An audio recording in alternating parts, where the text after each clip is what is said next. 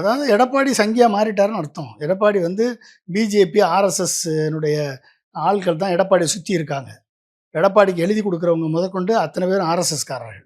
ஆர்எஸ்எஸ்காரர்கள், பிஜேபிக்காரர்கள். இவர்கள் தான் வந்து ஒரு டாப் லெவல் லேயர் வந்து உட்கார்ந்து பிஜேபி நமக்கு எப்படி இருந்தாலும் சிறுபான்மை வாக்குகள் வரப்போறதில்ல அதான் அதிமுகவுக்கு. ஹிந்துத்துவா அதனால இந்துத்துவ ஐடியாலஜிக்குள்ளே போயிரலாம். இந்துத்துவ ஐடியாலஜிக்கு போனா பிஜேபிக்கு என்ன நிலைமை ஆச்சோ அதான் அதிமுகவுக்கு ஆகும். அப்ப என்ன அர்த்தம்? 20% ஓட்ட 10% ஓட்டா ஆகப்போகுது. அப்ப ஏடிஎம்கேல இருக்கக்கூடிய எம்ஜிஆர் உருவாக்கிய உணர்வாளர்கள், ஜெயலலிதாவ கட்டிக்காத்து உருவாக்கிய உணர்வாளர்கள் எதனால உருவாக்குனது? கருணாநிதி எதிர்ப்பு. கலைஞர் கருணாநிதி எதிர்ப்பு என்ற ஒரே உணர்வு தான் ஏடிஎம்கே. அதை தவிர எல்லா ஏடிஎம்கே, டிஎம்கே 2 பாலிசியும் ஒண்ணு தான். திராவிட பாலிசி ஒண்ணு தான். இரட்டை குழல் துப்பாக்கி. இரட்டை குழல் துப்பாக்கி. எம்ஜிஆர் மக்களால் கவரப்பட்டவர்.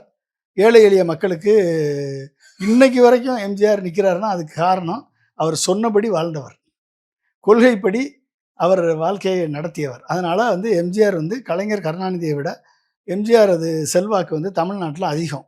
என்றைக்குமே வந்து அவரை கலைஞர் கருணாநிதி என்று தான் மரியாதையோடு மதிப்போடு அழைத்தவர் தான் எம்ஜிஆர். நாங்கள் இரட்டை குழல் துப்பாக்கியாக செயல்படுவோம் என்று சொன்னார்.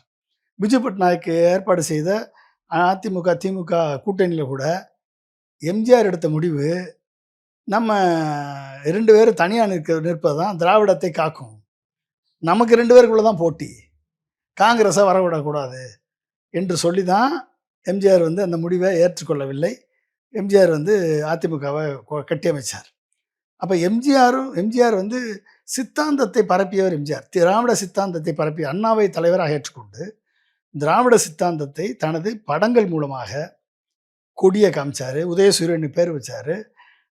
அனைத்து படங்கள்லையும் திமுகவின் சித்தாந்தங்களை பரப்பி மக்கள் மத்தியில் போய் திமுகவை விதைத்தவர். ஒரு முறை அண்ணா காரில் போகிறப்ப காலையில் 6 மணிக்கு டீ குடிக்க காரை நிறுத்தியிருக்காங்க. அந்த காரை நிறுத்தும் போதும் டீ வாங்க சொல்லி டிரைவர் அனுப்பியிருக்காங்க. அப்போ வந்து வயல்வெளிக்கு வேலைக்கு போக பெண்கள் வந்து திமுக கொடியை பார்த்தோன்னே கண்ணாடி இறக்க சொல்லி எம்ஜிஆர் இருக்காரான்னு கேட்டிருக்காங்க. எம்ஜிஆர் இல்லாமல் எம்ஜிஆர் நல்லா இருக்காரா, எம்ஜிஆர் கட்சி தானே நீங்கள் அப்படின்னு அண்ணாவிட்ட கேட்டிருக்காங்க.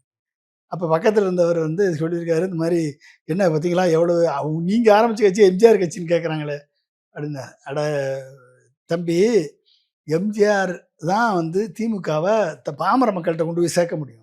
நம்ம 1000 கூட்டங்கள் போட்டாலும் பாமர மக்கள்கிட்ட கொண்டு சேர்த்தது எம்ஜிஆர். அப்போ எம்ஜிஆர் மாதிரி விஜய் ஆயிட முடியுமா? எம்ஜிஆர் மாதிரி எடப்பாடி ஆயிட முடியுமா? அப்போ திராவிட சித்தாந்தம்னாலே என்னது? அது புராணம். நான் வந்து ஆராய்ச்சியாளர்களை வைத்து தான் ஆராய்ச்சி பண்ணணும்னு சொல்கிற ஓங்கிட்ட எடப்பாடிக்கிட்ட எப்படி வந்து அதிமுக இருக்கும்?